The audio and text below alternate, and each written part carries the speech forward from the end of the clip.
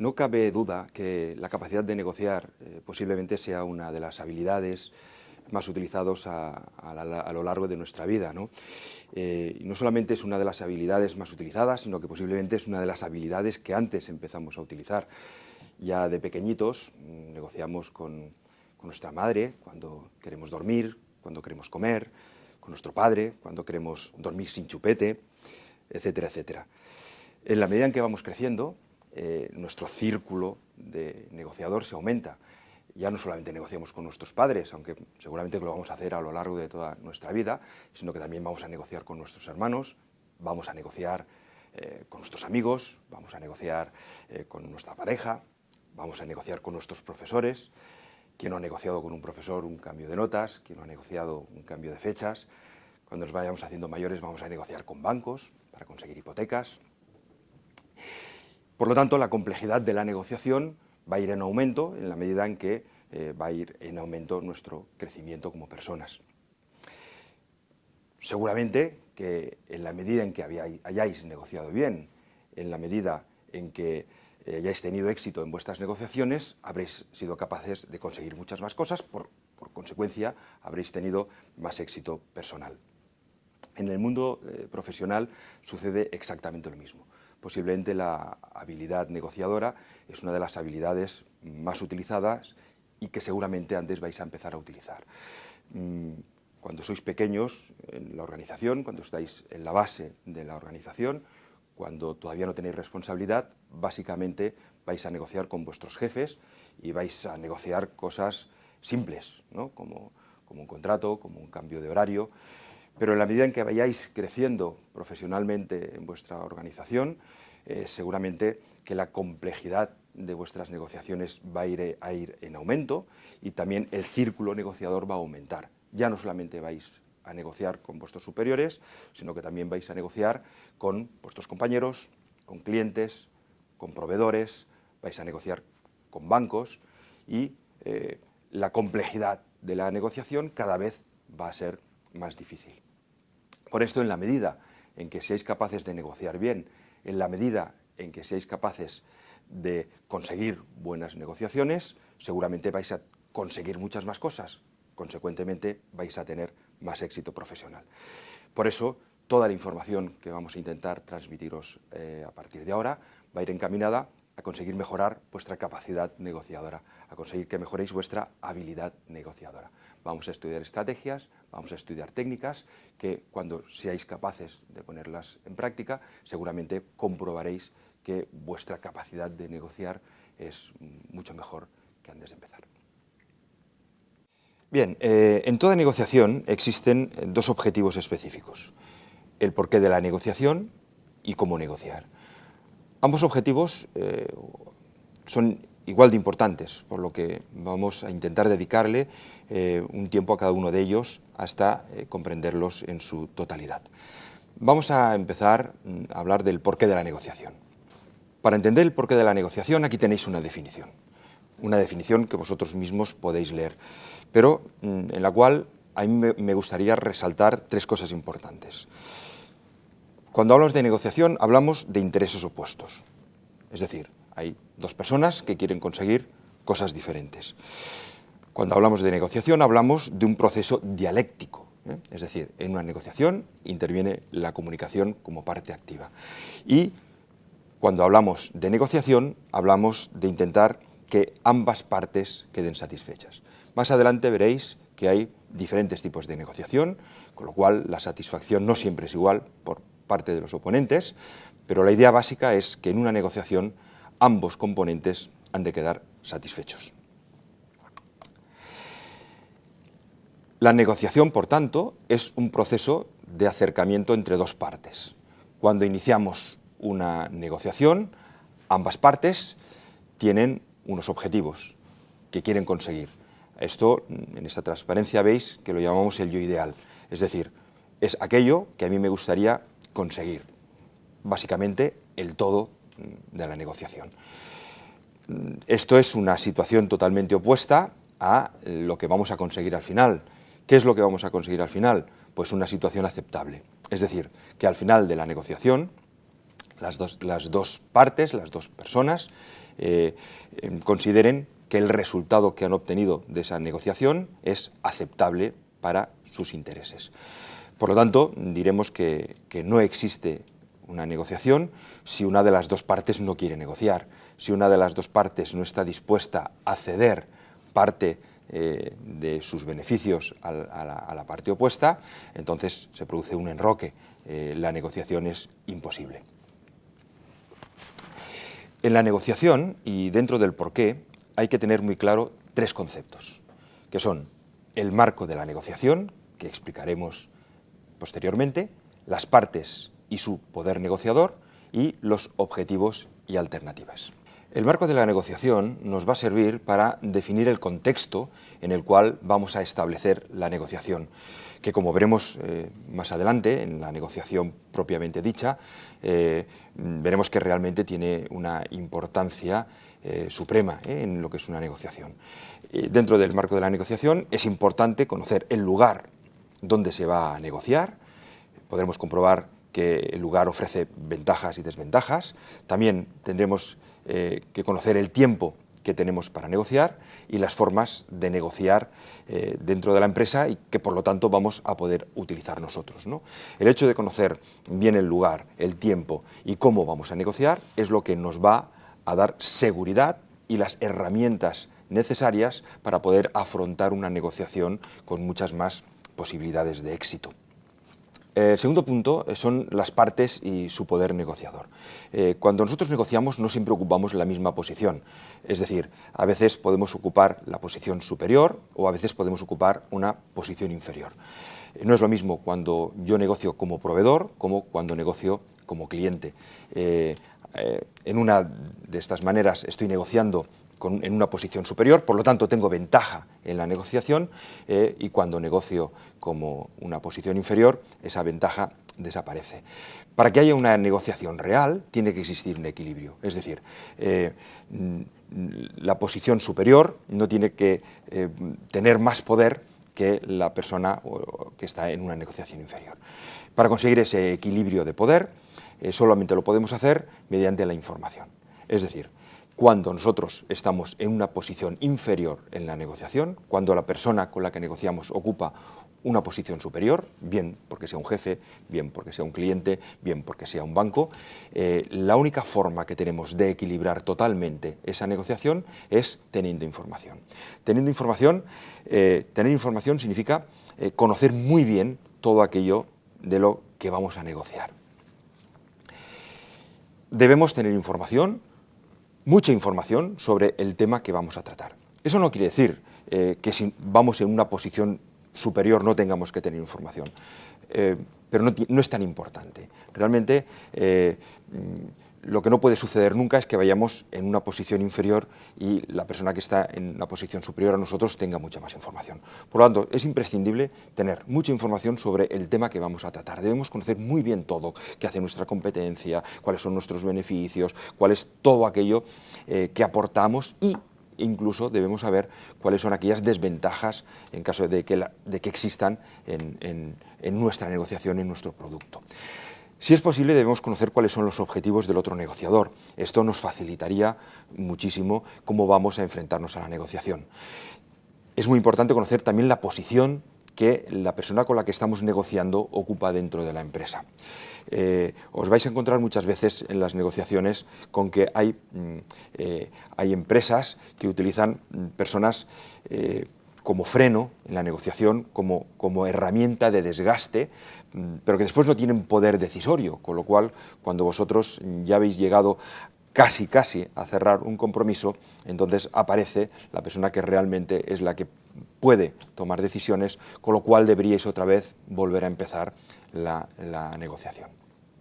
Y, por supuesto, es importantísimo conocer la forma más conveniente de argumentar los objetivos. Y finalmente debemos tener muy claro cuáles son nuestros objetivos y cuáles son nuestras alternativas. Por lo tanto, debemos concretar muy claro los objetivos que queremos conseguir y la argumentación de estos objetivos. ¿Qué son los objetivos? Los objetivos es aquello que yo pretendo conseguir antes de la negociación. Si fuera una negociación de ventas, yo puedo tener como objetivo vender 10 unidades a un precio determinado. ¿Qué es la argumentación? La argumentación es la forma como yo voy a intentar vender estas 10 unidades. Es decir, cómo me voy a explicar, cómo voy a convencer a la persona de que me compre estas 10 unidades.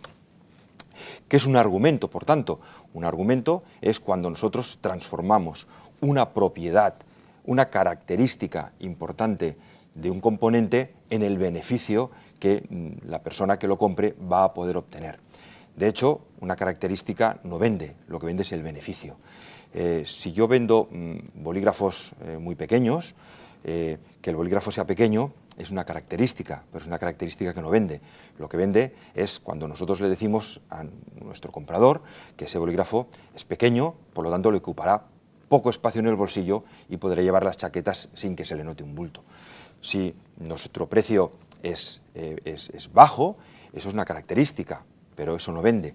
Lo que vende es el argumento, y el argumento es cuando nosotros le decimos a nuestro cliente que el hecho de que nuestro producto sea más barato que el de la competencia posibilita que pueda cambiarlo antes en caso de que el funcionamiento no sea tan bueno. O el hecho de que puede comprar 2 artículos por el mismo precio, con lo cual se asegura que nunca le falle el artículo.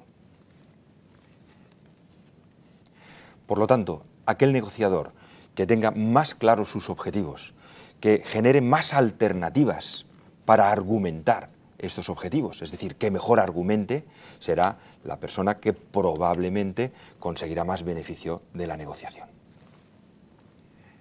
Trataremos con mucho más detalle todo lo relativo a objetivos y argumentos. Otro tema que hay que abordar dentro de lo que es el marco del porqué de la negociación es el perfil del negociador. ¿Cómo ha de ser el negociador? ¿Cuál es el negociador ideal? Evidentemente existen muchas teorías sobre ello. No todos los negociadores son iguales, no todos los negociadores tienen las mismas habilidades ni las mismas aptitudes y posiblemente ni siquiera las mismas actitudes, pero sí que es cierto que hay una serie de habilidades que son imprescindibles para una buena negociación. Habilidades que evidentemente se pueden generar, se pueden crear, que puede haber personas en las cuales ya les aparezca de forma innata, mejor para ellos, suerte van a tener, pero todas aquellas habilidades que necesitamos para negociar son habilidades que con trabajo y esfuerzo se pueden tener, se pueden desarrollar. Dentro de los elementos imprescindibles del perfil del negociador tenemos actitudes. La actitud es la forma como nosotros nos enfrentamos a algo, es la motivación que tenemos para conseguir algo. También tenemos aptitudes, con P. La aptitud es la preparación, todo aquello que nosotros hemos aprendido y que después podemos poner en práctica en esa negociación. Y después tenemos una serie de habilidades.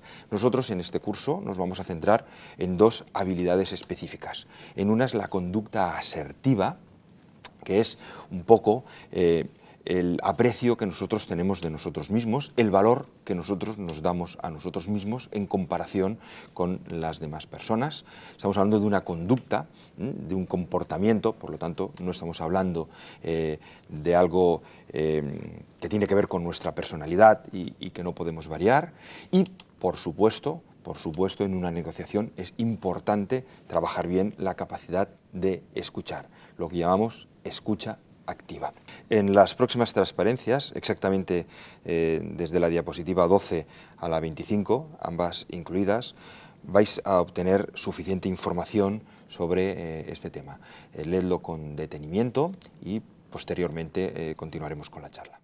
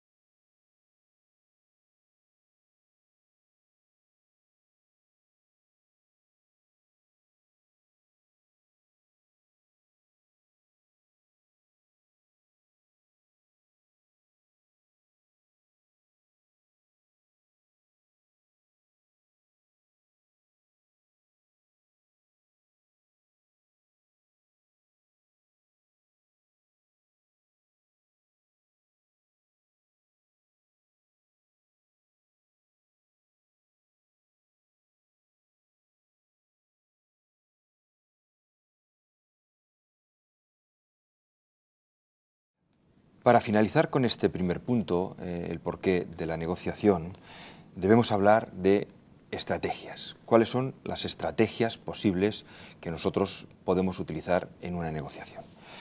Puede existir la creencia de que en una negociación se va a conseguir todo lo posible, ¿no?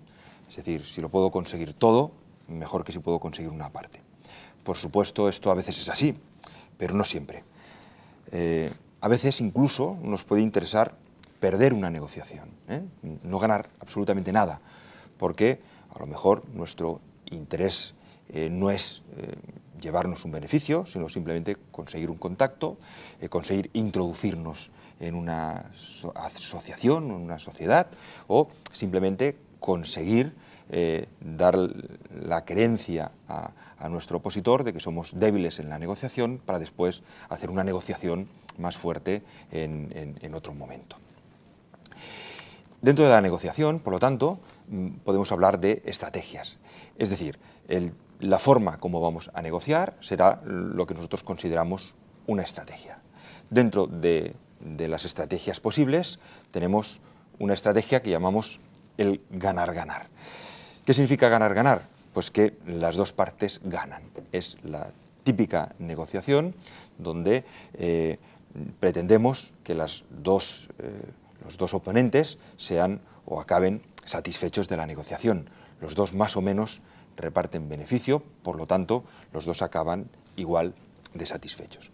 Otra estrategia puede ser la de ganar-perder, es decir, voy a intentar ganar todo lo posible e intentar que tú ganes lo menos posible. Bien, esta es otra estrategia que, como podéis ver en esta diapositiva, tiene el porqué.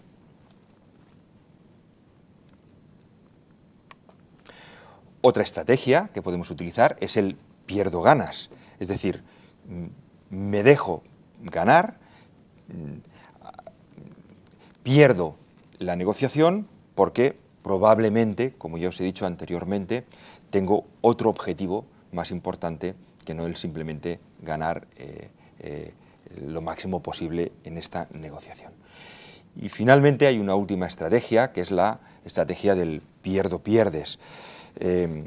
Bueno, aquí esta estrategia la utilizamos cuando nuestro objetivo en sí no es ganar, sino que no gane la otra parte. Entonces, esta es una estrategia que se suele dar en dos ocasiones. Una, cuando se juntan dos personas que son ganar-perder, es decir, las dos personas van a intentar ganar todo lo posible en una negociación, con lo cual los dos acaban perdiendo, o cuando por algún motivo, por ejemplo, que he llegado al límite de mis posibilidades de pérdida, me interesa que tú no ganes. Por lo tanto, es más importante perder yo que tú obtengas ese beneficio. Hemos comentado al principio que en una negociación hay que tener dos conceptos claros. Hasta ahora hemos visto el primero, hemos visto el porqué de la negociación. Ahora vamos a centrarnos en el segundo, cómo negociar. Como todos sabréis, la negociación es una técnica sumamente compleja, por lo que en una negociación hay que ir muy preparado. En una negociación no se debe dejar absolutamente nada al azar, por lo que antes de negociar hay que tener muy claro todos los conceptos. Antes de negociar hay que tener muy claro cómo vamos a negociar y no dejar absolutamente nada al azar. Es importantísimo en una negociación conocer el entorno de la negociación. Necesitamos información tanto sobre la otra persona, sobre la otra empresa, como cualquier cosa que nos pueda ayudar en ese proceso negociador. Debemos conocer cuáles son los rasgos personales de los participantes, a ser posible. Somos conscientes de que no siempre en una negociación conseguimos toda la información, pero recordad siempre que contra más información tengáis, más fácil va a ser crear vuestras estrategias. Debemos conocer cuáles son las relaciones mutuas que existen entre las dos partes negociadoras, es decir, cómo nos relacionamos con la parte contraria. Debemos intentar conseguir la máxima información sobre cuál es la naturaleza y el por qué vamos a negociar con estas personas. Debemos determinar claramente cuáles son los objetivos. y también debemos conocer cuál es el clima existente en este momento entre nosotros y la otra parte negociadora. Bien, como acabo de comentaros, en una negociación no se debe dejar absolutamente nada al azar. Por lo tanto, la preparación de la negociación es lo que de alguna manera nos va a posibilitar el éxito absoluto en esta negociación. El poder de la negociación, el poder que vosotros tenéis en una negociación, se va a sustentar, se va a basar en dos grandes pilares: el tiempo que tenéis para negociar y la información que poseéis para negociar. Y ambos pilares son igual de importantes. Puede parecer que el tiempo no importa, que somos muy hábiles y podemos concluir rápidamente una negociación cuando nosotros creamos, pero realmente eso no es así. El tiempo forma parte de las cosas más importantes en un proceso de negociación. En las siguientes diapositivas, exactamente desde la diapositiva 34 a la diapositiva 35, vais a encontrar unas cuantas consideraciones sobre el tiempo y también unas cuantas recomendaciones. Leerlas atentamente y después continuaremos. Pero recordad siempre que en una negociación tener tiempo es tener poder. Si no tienes tiempo, no vayas a la negociación.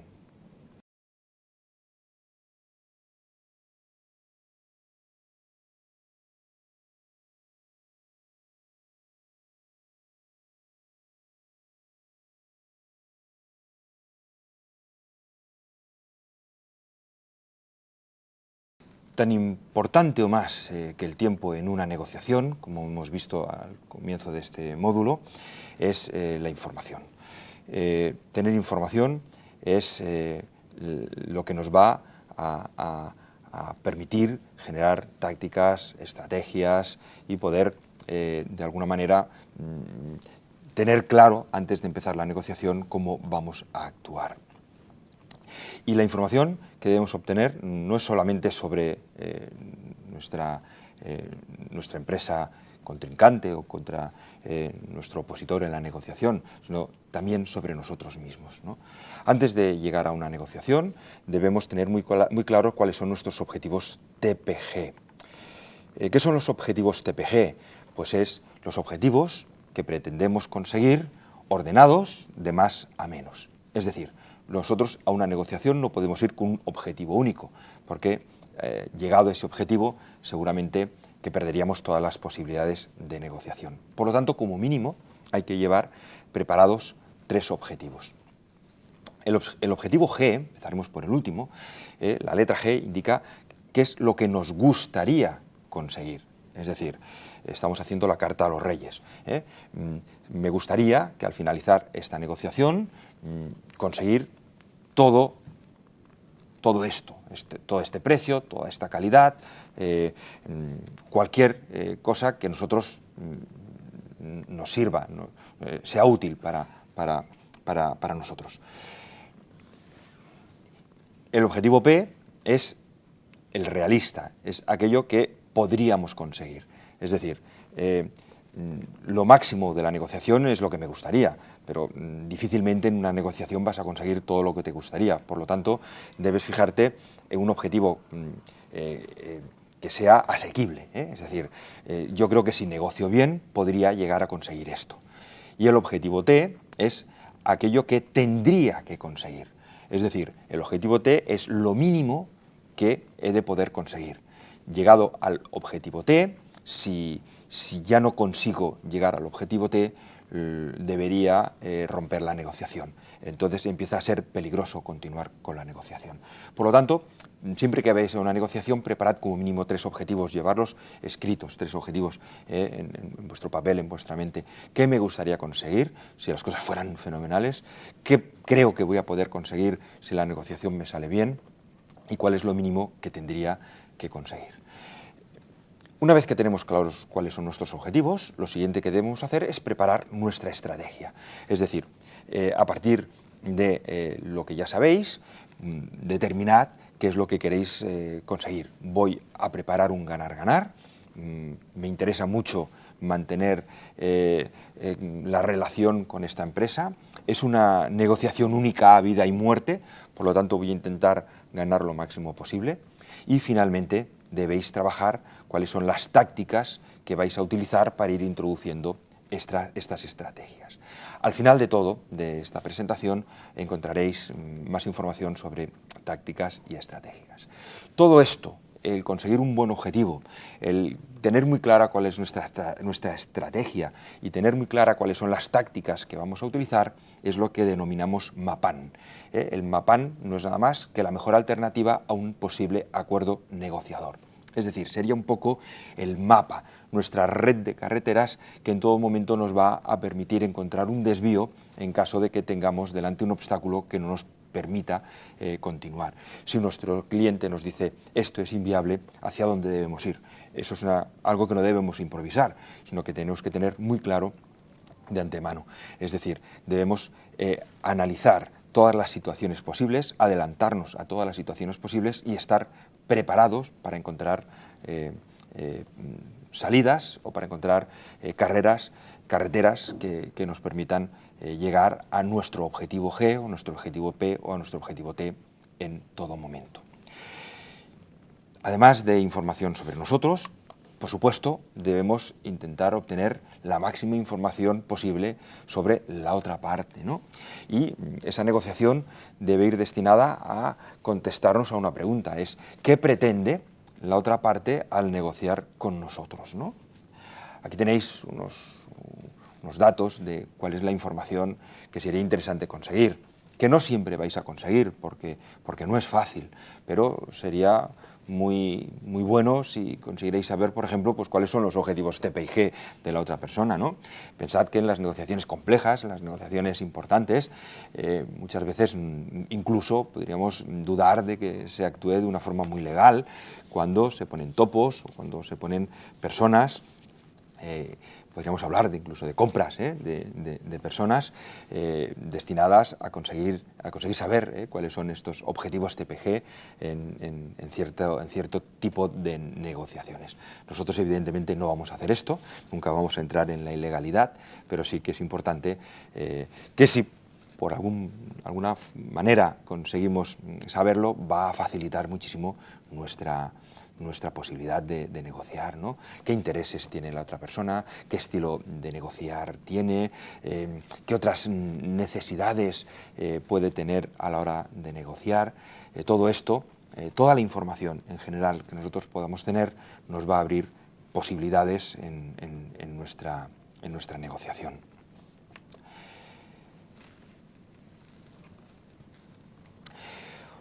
Otra variable importante en la negociación y que por supuesto hay que tener en cuenta es dónde vamos a negociar.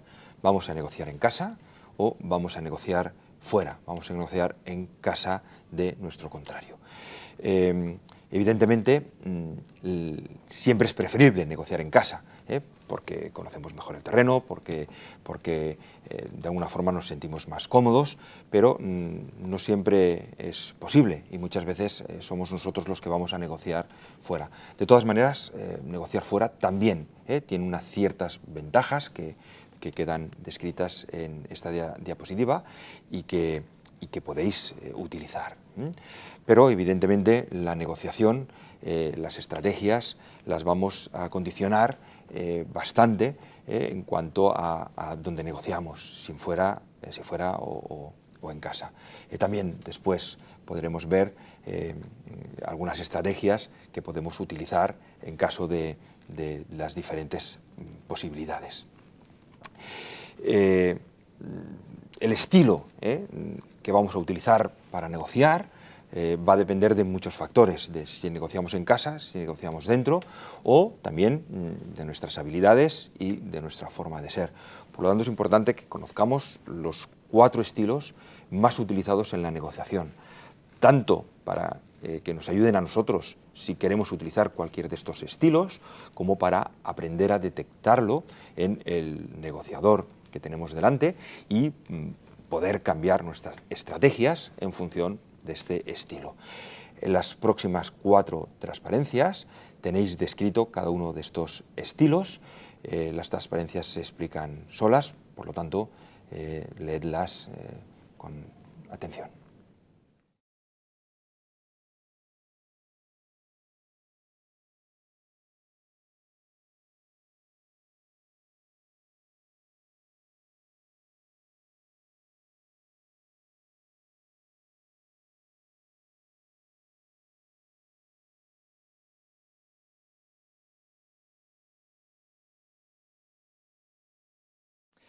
Quiero abrir un paréntesis en toda esta serie de diapositivas que estamos viendo para recordaros algunos conceptos básicos de la comunicación que posiblemente algunos de vosotros ya conozcáis, pero quizá otros no. Me gustaría recordaros que siempre que se establece una comunicación con otra persona, ponemos en marcha las dos partes de nuestro cerebro, nuestra conciencia y nuestra inconsciencia. Por lo tanto, siempre abrimos dos canales de comunicación, lo que es la comunicación consciente y lo que es la comunicación inconsciente. A través de la comunicación consciente, lo que emitimos es el lenguaje, es la expresión lingüística de lo que estamos diciendo, ¿verdad? Yo ahora en estos momentos estoy intentando pensar qué es lo que os voy a decir, cómo os lo voy a decir, y mi consciente, a través de mi razón, de mi razonamiento verbal, está intentando buscar las palabras adecuadas, ponerlas de la forma adecuada para que vosotros podáis entenderlo con facilidad. Estoy haciendo un esfuerzo mental de razonamiento para conseguir que vosotros me entendáis. Pero si os habéis fijado, desde que yo he empezado a hablar, mis manos no han dejado de moverse. Mi cuerpo está hablando, mi expresión, mi sonrisa, mis ojos, mi boca. Todo esto, ¿quién lo domina? Yo no. Yo os prometo que ahora no estaba pensando en poner las manos así. Se han puesto solas. Mi cuerpo tiene magia, ¿verdad? ¿Por qué sucede esto? Pues esto sucede porque la comunicación no verbal no está en la zona del consciente del razonamiento, sino en la zona del inconsciente. O lo que es lo mismo, mi cuerpo tiene vida propia, mi cuerpo actúa solo. ¿Qué ocurre? Pues que cuando yo estoy hablando, mi cuerpo se esfuerza con que el lenguaje verbal realmente es complejo, es difícil que las personas entiendan exactamente lo que yo tengo en mi mente, porque yo en mi mente tengo un texto, pero también tengo un contexto, y lo que yo entiendo no es igual de fácil de entender para las personas que están escuchándome, ¿verdad? Entonces, mi cuerpo lo que hace es un esfuerzo por ayudar a ese lenguaje no verbal. ¿Qué ocurre? ¿Qué ocurre cuando mentimos, por ejemplo? Pues que entonces hay una disociación entre lo que es la comunicación verbal y la comunicación no verbal. Cuando yo estoy diciendo una cosa que es cierta, mi cuerpo se esfuerza, y mi cuerpo dice que es verdad, créete lo que esta persona está diciendo. Pero cuando yo digo una cosa que es mentira, mi cuerpo se revela, mi cuerpo se retrae. Es como si mi cuerpo, con que yo no lo domino con mi mente, como si mi cuerpo quisiera de alguna manera decir que te están mintiendo. Eso que está diciendo con su palabra no es cierto, no es real, ¿no? Vosotros diréis, pero yo esto cómo lo sé, porque a mí me pasa, ¿verdad? Sin tener gran experiencia en lo que es la comunicación no verbal, te pasa que te presentan a una persona, coincides con ella, todo lo que te explica es perfecto, a nivel de lenguaje, todo lo que te ha dicho es bueno, pero la sensación que te queda es una sensación de no me lo creo. No sabemos justificar el porqué, pero tenemos esa sensación de ay, no sé, hay algo que no me acaba de convencer. Seguramente eso te sucede porque la comunicación no verbal no ha estado en sintonía con la comunicación verbal. Cuando ocurre una disonancia entre la comunicación verbal y la comunicación no verbal, lo que queda es la sensación de inseguridad, de no estoy seguro de si lo que me ha dicho esta persona es cierto, ¿no? ¿Por qué? ¿Por qué lo sabemos? Pues porque cuando nosotros mentimos hacemos exactamente los mismos gestos que hacen el resto de las personas. Con que no es a nivel racional, no sabemos el por qué, pero cuando es aunque sea a nivel irracional, nuestro inconsciente sí que capta y nos genera la sensación de no me creo lo que eso me está diciendo. ¿Qué podemos hacer entonces? Pues podemos estudiar la comunicación no verbal, teniendo en cuenta que la mayoría de personas hacemos los mismos gestos. ¿A qué hora parezco zapatero? Hacemos, prometo que... Hacemos los mismos gestos cuando queremos darle a una persona la sensación de que estamos diciendo la verdad, y hacemos los mismos gestos cuando estamos mintiendo. Si nosotros somos capaces de estudiar esos gestos, somos capaces de entender cuando la otra persona nos está engañando. No puedo daros un curso de comunicación no verbal, pero os aconsejo que leáis cosas sobre la comunicación no verbal, ¿no? A forma de ejemplo y de resumen muy rápido, ¿qué hace un niño pequeño cuando miente? Cuando dice una palabrota. Caca. ¿Verdad? ¿Qué hace un niño pequeño cuando quiere desaparecer? Ya no está. ¿Qué hace un niño pequeño cuando no quiere oír nada? Es el mono sabio. No decir lo malo, no oír lo malo, perdón, no ver lo malo, no oír lo malo. Bien, esto que los niños hacen desde pequeño, esto los adultos seguimos haciéndolo, o queremos seguir haciéndolo. Es decir, cuando una persona miente, tiende a taparse la boca, por ejemplo. Lo que ocurre es que sí que tenemos un cierto dominio sobre nuestro control de nuestro cuerpo, con lo cual pues no vamos diciéndole a nuestro oponente, créame que lo que yo le estoy diciendo es verdad, porque seguramente no nos creería. Pero cuando una persona miente, su mano tiene tendencia a irse a la boca, a irse a los ojos o a irse a los oídos, a las orejas. Con lo cual, una de las formas típicas de comunicación no verbal, cuando una persona no está diciendo la verdad o no cree que lo que está diciendo es toda la verdad, es cuando una persona juega con la zona de su boca, con la zona de su ojo, con la zona de su oreja, la zona de su nariz. No es que se esté rascando, porque cuando uno se rasca se nota, sino simplemente está jugando con las tres zonas que ya desde pequeño estaba acostumbrado a ocultar. Bien, pues como esto, tenemos infinidad de conceptos que nos pueden ayudar en lo que es la comunicación no verbal. Pero pensad también que vuestro oponente también habrá estudiado seguramente lo que es la comunicación no verbal y en consecuencia también estarán acostumbrados. Por lo tanto, intentad controlar vuestra comunicación no verbal a la vez que estáis intentando averiguar qué es lo que os está diciendo la otra persona. Y dejaros llevar un poco por vuestra sensación, porque vuestra sensación normalmente no falla.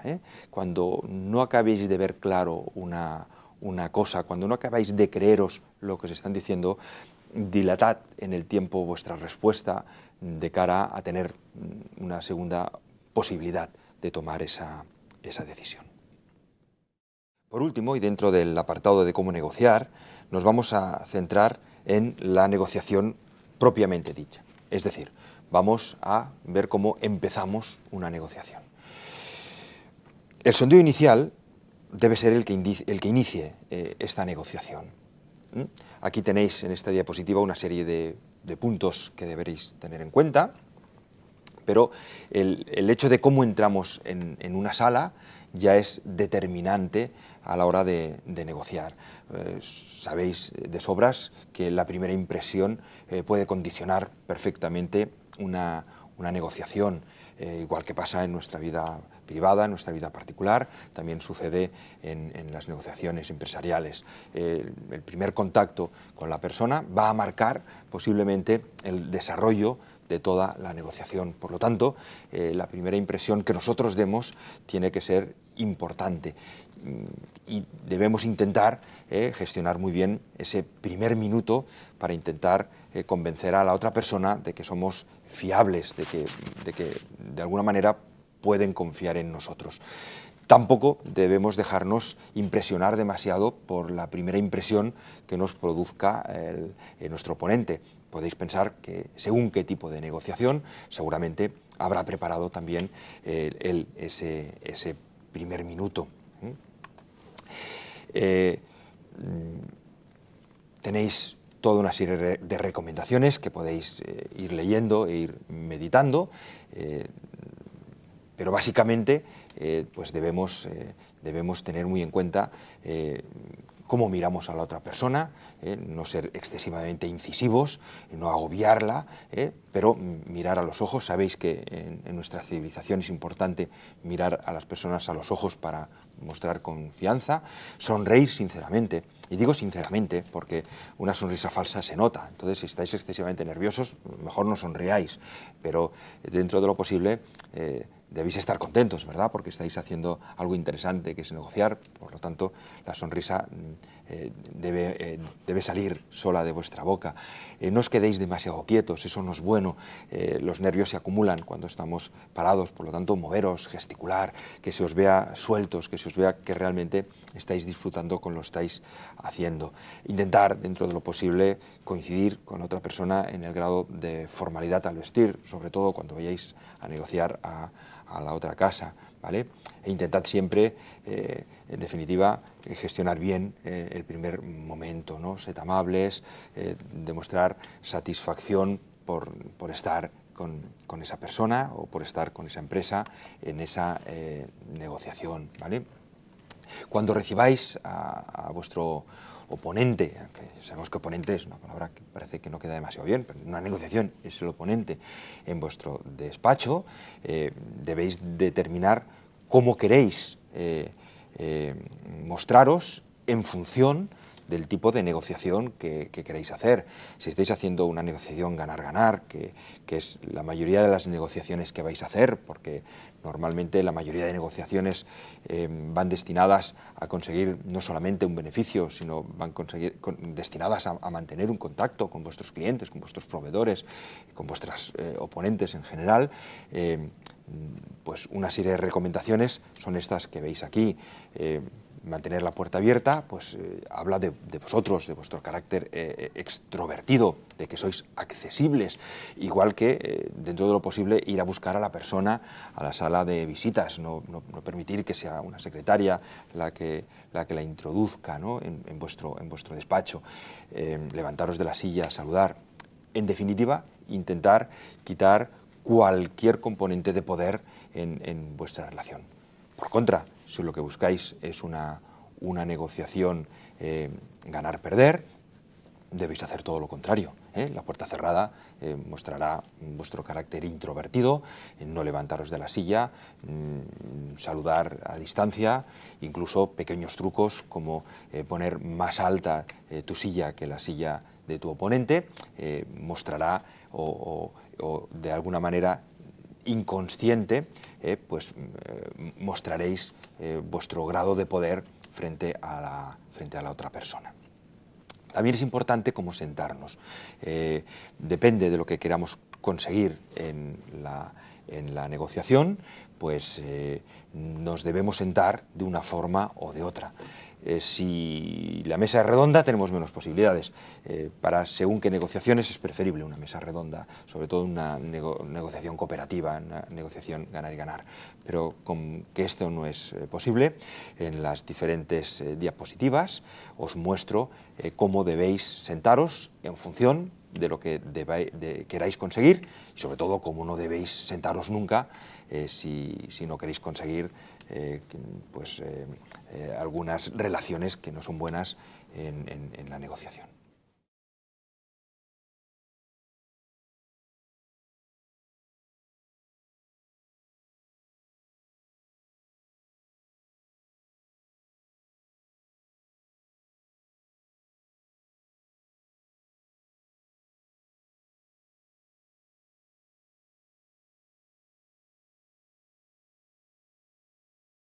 Dentro del sondeo inicial, otro de los elementos que cobra mucha importancia en la negociación es cómo nos comunicamos, ¿no?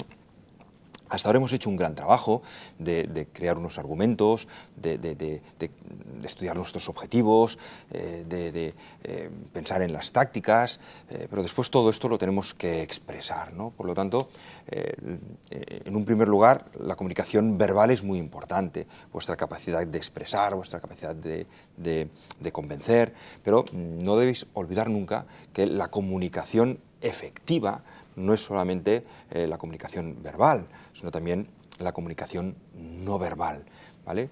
Hablamos de comunicación efectiva y hablamos a la vez de escucha efectiva. ¿Qué quiere decir escucha efectiva? Escucha efectiva quiere decir que mientras estamos escuchando la comunicación verbal de nuestro oponente, estamos también intentando analizar toda la comunicación no verbal, intentar sacar consecuencias de su comunicación no verbal, sin olvidar, por supuesto, que nuestra comunicación no verbal también está hablando. Por lo tanto, nuestro oponente también puede interpretar las cosas a partir de esa comunicación no verbal. Por lo tanto, puede que nuestro mensaje no sea totalmente creíble.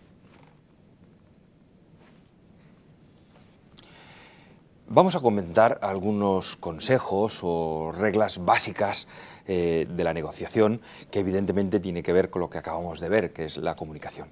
Y el primer consejo que os daría es no seáis bocazas. En una negociación no se puede ser bocazas, ni aunque el clima parezca adecuado para ello. Pensad que hay muy buenos negociadores que lo que hacen precisamente es crear un clima de amistad, un clima de acercamiento para conseguir todo lo que yo os he explicado en las diapositivas anteriores, es decir, información sobre vosotros. Intentad hablar siempre lo justo. Recordad ese dicho popular tan inteligente que es que por la boca muere el pez. Y sobre todo, nunca, jamás, nadie debe conocer vuestro MAPAM. Acordaros que os dije qué bueno sería que vosotros pudierais conocer el MAPAM de las personas con las que negocian. Posiblemente, si ellos han ido a un curso de negociación o son buenos negociadores, intentarán conocer cuál es vuestro MAPAM. Algunos otros consejos o reglas básicas tienen que ver con tus concesiones, es decir, no seas nerviosos, no te precipites al dar concesiones, no intentes quedar bien a base de regalar cosas. Las concesiones son algo que vuestro contrincante, vuestro oponente, tiene que ganarse a pulso. No empecéis nunca jamás con una concesión fuerte, elevada, para intentar convencer al otro de que sois negociadores buenos. Todo lo contrario, primero debéis tantear, debéis conceder bajas concesiones, nunca debéis dar dos concesiones seguidas, es decir, si vosotros dais una concesión, la otra persona se la tiene que haber ganado y una vez que vosotros habéis dado una concesión, la otra persona debe concedernos algo a nosotros, ¿no? Y sobre todo, muy importante, no os precipitéis, no corráis, no os dejéis llevar por las prisas de los demás. Ya hemos dejado muy claro que nosotros tenemos tiempo, por eso hemos ido a esta negociación. Por lo tanto, la falta de tiempo de la otra persona no es nuestro problema. Nosotros debemos argumentar todo lo que hemos argumentado, todo lo que hemos preparado en la argumentación, debemos trabajar muy bien todas nuestras tácticas.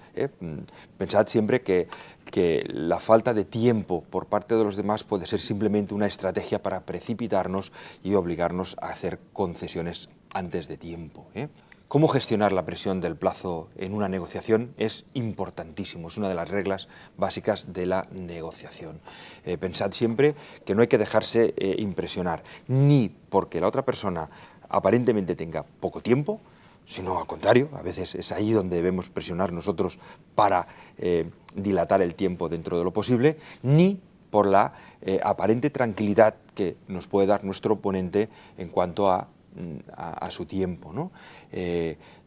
Pensad siempre que esto puede ser una estrategia. Vosotros gestionar muy bien vuestro tiempo, gestionar muy bien vuestra presión y desarrollar dentro de lo posible la negociación tal como la habéis planificado en un principio.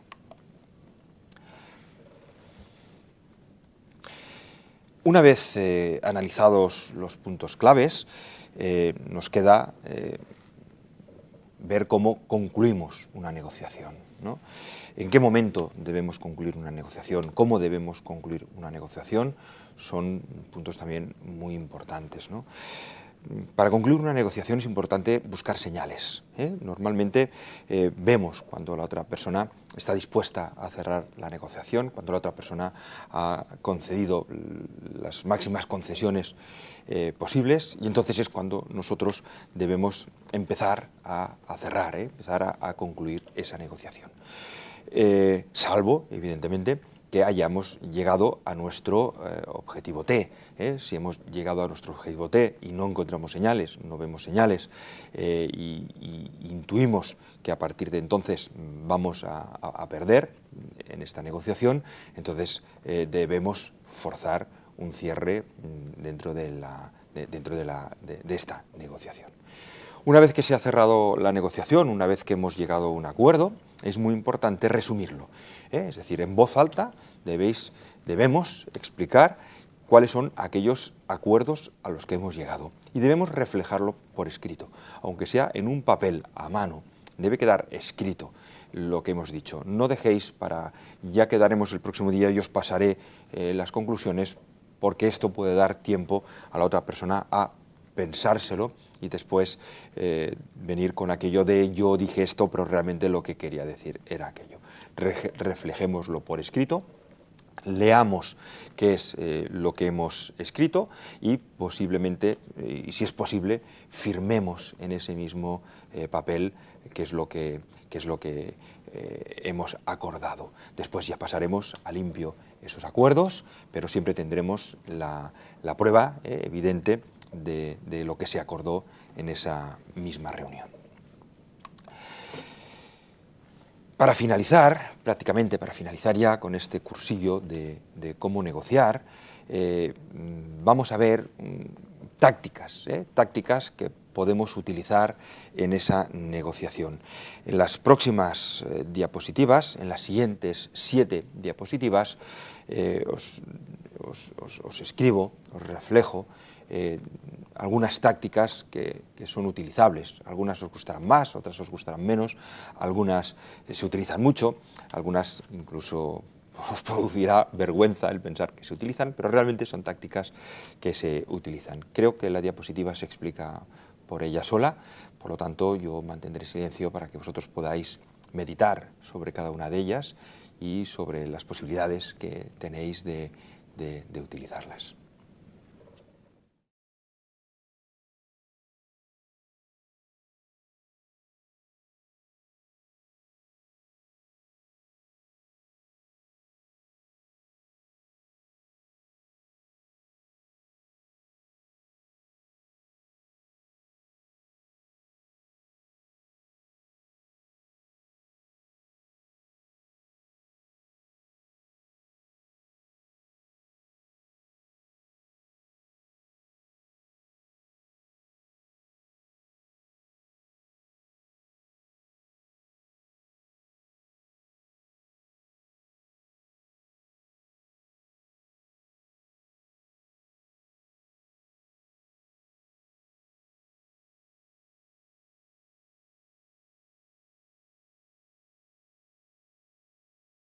Reforzando lo expresado anteriormente en cuanto al tema de la comunicación no verbal, en las siguientes diapositivas encontraréis información que os pueden ayudar a controlar esta comunicación, tanto en la fase de apertura como crear un buen ambiente. Tenéis toda una serie de ítems que os van a ayudar, desde cómo dar la mano, cómo sonreír, cómo debemos sentarnos, siempre que lo hayamos planificado así, sentarnos en el mismo nivel, como también os he dicho antes, si es una negociación ganar-ganar, y cómo debemos empezar esa negociación, ¿no? En cuanto a cómo debemos escuchar al interlocutor para conseguir llegar al cierre, cómo debemos sonreír, ¿verdad? Nuestra cabeza nos puede ayudar con asentimientos a mantener la relación.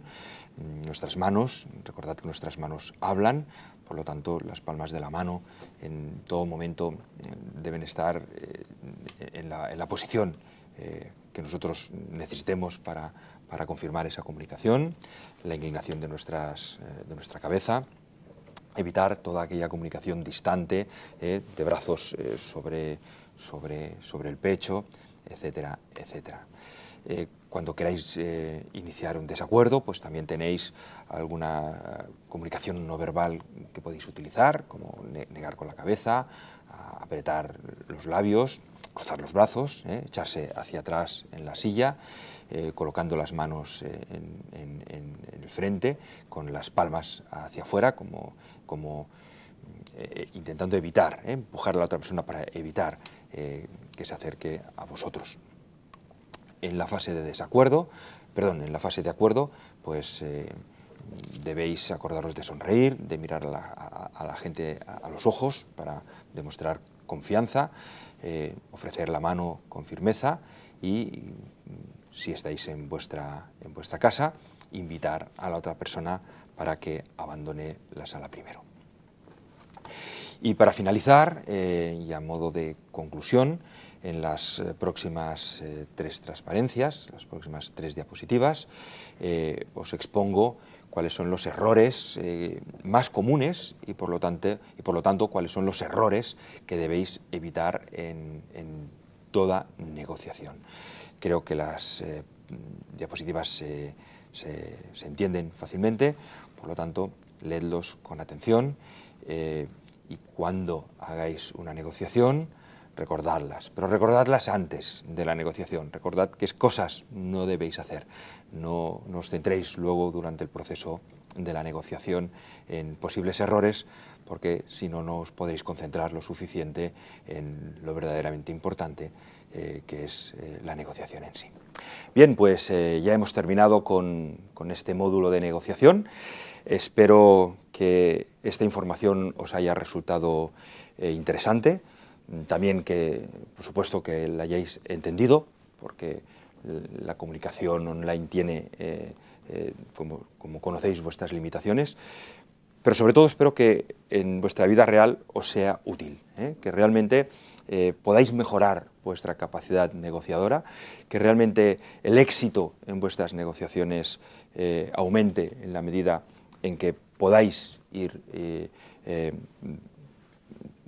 practicando, porque realmente lo que sí que es cierto es que lo único que hemos hecho hoy ha sido teorizar, ¿no? Pero en la medida en que vosotros podáis ir practicando y podéis ir poniendo a la práctica todo esto que hoy hemos visto a modo de teoría, realmente tengáis más acierto en vuestra negociación y realmente tengáis más éxito profesional, que es lo que pretendemos en estos cursos. Gracias por vuestra atención.